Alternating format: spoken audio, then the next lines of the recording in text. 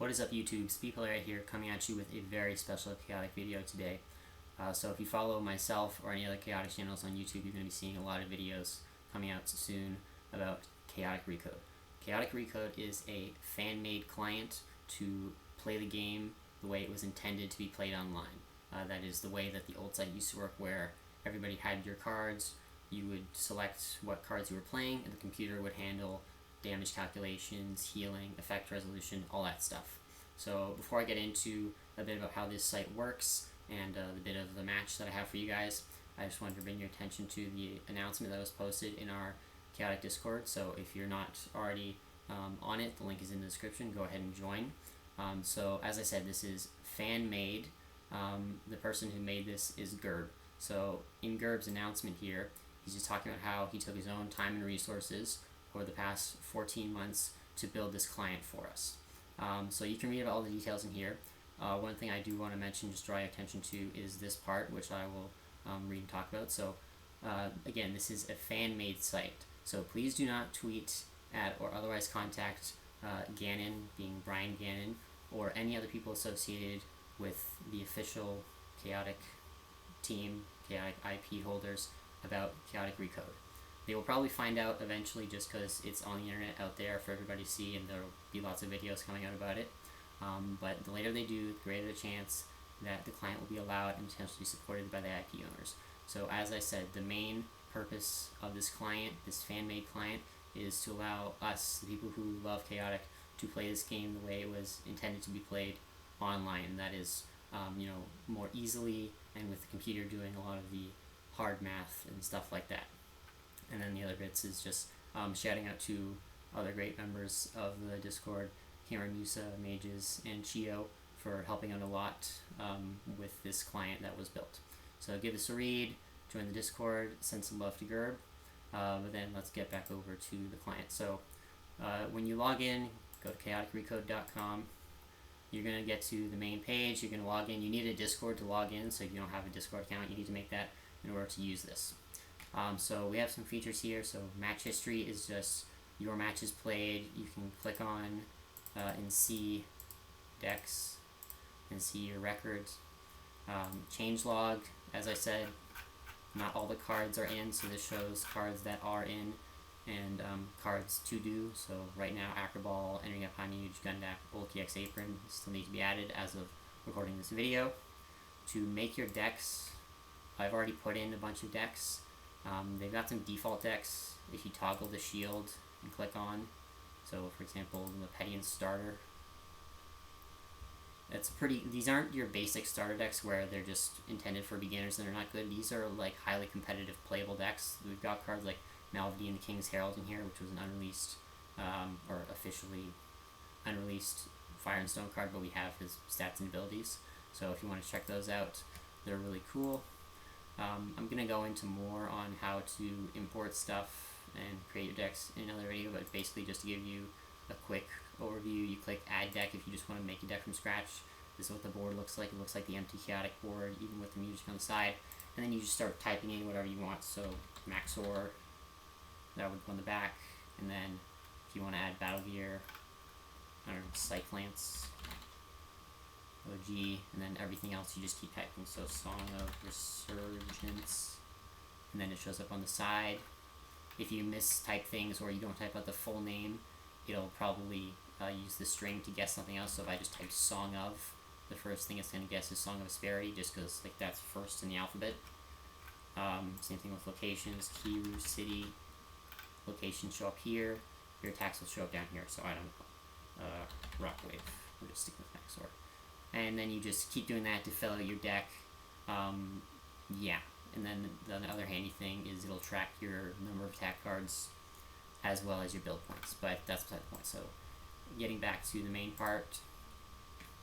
So I've already played a few matches since myself and several other players were testing this in beta before it was server-wide release. So now I'm going to have the pleasure of showing you a match I did, part of the match anyway, with Skopolon, and then I hope to show you some more matches in the coming days.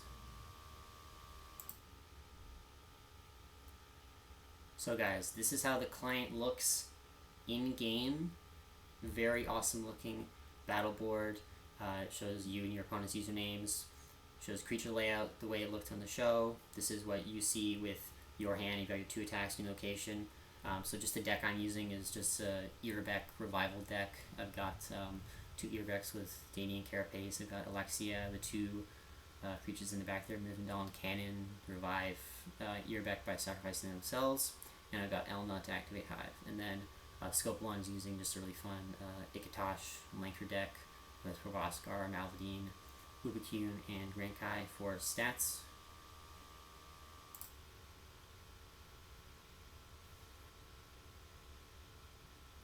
And so I've got Elna with the Ozlaze Rex, so he's got Proboscar with the Skeletal Steed. I'm just going to try to take him there. I know he's going to defend with the Malvadine, so now we're engaged in the Hive Gallery. The way Malvadine is going to work is he's got the Mysterious Claw Blade to expend air so that he can gain energy from Ikatosh. As I said, we're still working out some bugs with the client, we being Gerb, the person who created this. So Malvadine normally would have gained an additional 20 energy there, but he didn't for some reason. We're just going to fight it out. Anyway, so my deck is just like Earth, Water, Courage to go with Irbeck's stats and abilities. Just a basic Danian on that part. And then my Mujix, because I have Elna, I'm using 2 Domestic Hive-Fim. I've got a Unbalancing Battle Song, Song of Symmetry, Refrain of Denial, the Danian one, and Adaptive Progression, which is useless against a stack deck like this one.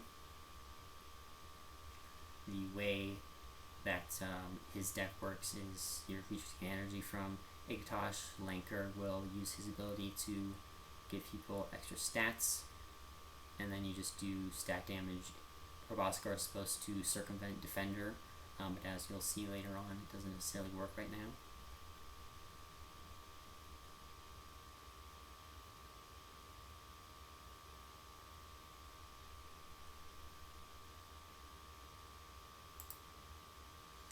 So another cool thing about this is on the right side in that big rectangle, you have the burst and the logs. So when you play attacks and abilities and stuff like that, it will actually show up there. Not the full card art like it used to be, but it will show the card name and things being targeted and stuff like that, so you can keep track of what's going on. I usually keep the burst open just to immediately see the abilities being played, because if you look at the logs is just lines and lines of text, so it's easy to miss something there. But the logs will tell you, like, you know, exact damage dealt and things that were buffed and why something died, or things like that. So now we're just going at it. Elna's purpose is to die, so I'm just playing stuff like Riptide and Storm Destruction. Malvadine's playing stat effects, Power Pet, Poison Sphere, stuff like that, saving up his big attacks for later.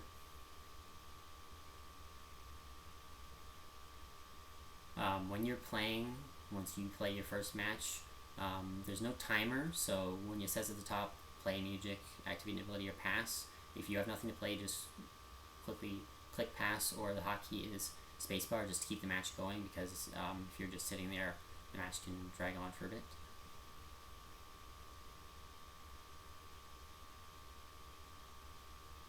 And while we were in beta, some things we worked out were like abilities that wouldn't target if you accidentally click something, it would just activate right away. So one example of this is Interest Nature Force. If you accidentally clicked her while the ability part was active instead of the move creature part like I'm doing now, it would just activate her ability. So I think we added in a confirmation for stuff like that, as well as stuff like Mepedian Baldier's Flute, or maybe Almar Parathon Racer. As this client gets more and more developed, more changes will probably happen, but even when I played my first match, when I first was allowed into the beta, it was already doing pretty well. A lot of the triggers and stuff work properly, so when you're playing this game offline, if you just know all the rules, obviously that stuff isn't a problem, but stuff can get missed by players if you're just playing on Untap, or if you're playing in real life with cards. So the goal of this is, again, to make it the best match possible, the way that things are intended to work, and then minimizing mistakes, and then making the gameplay fun and convenient. So his location is Brawler's Burrow, so if you did notice there, I defended with Earbeck when Proboscar was attacking Mivendal. And the way Proboscar's ability works is he's supposed to relocate the opposing creature into his space and avoid defender. So normally what would have happened is Mivendal would have been engaged, but I wanted to see if the client would allow me to defend, because that would be a bug. So to test that, I had to click defend. So here we are, Proboscar and Earbeck. As I mentioned, this is a revival deck, so if Earbeck dies, Proboscar loses his battle gear due to the Daemon Carapace on Earbeck. Earbeck has Hive, so it gets 10 energy. Elma can be replaced with a Machinaz, but these are all just cards, whatever you want. Doesn't have to be cards you actually have, of course. And then when Earbeck dies, I can just sacrifice one of the other two guys to bring him back, and then keep fighting.